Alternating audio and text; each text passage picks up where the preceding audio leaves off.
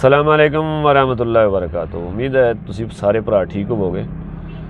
वो एक पुराना लतीफ़ा मैनू याद आ गया, बल्कि तो एक बंदा सी ना, वो केस का फैसला होया, बेचारे का बेगुनाह कैद सी, तो 15-20 साल बाद जज ने फैसला सुनाता, उन्होंने बरी करता। तो वो बाबे ने दुआ दी जज नूं कि अल्लाह ताला तेनू थानेदार लावे।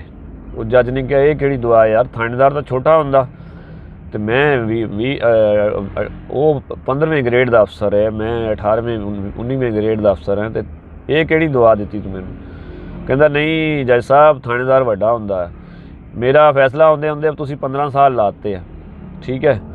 तो जो मैं थाने जो मसला बनिया सी, तो थानेदार ने कहा कि 5000 दे, तो तेरा फैसला इत्थे ही हो जाता। तो वो मैं 5000 उदों मैं नहीं दिते, तो हुण मेरे केस ते 3 लाख भी लग्या, तो मेरे 15 साल भी ज़ाया होए। तो फिर कौन वड्डा होया, थानेदार वड्डा होया या तुसी? तो इसलिए अल्लाह ताला तुहानूं थानेदार बनावे।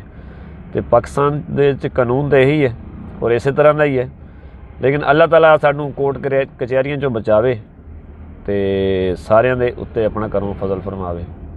पाकिस्तान जिंदाबाद।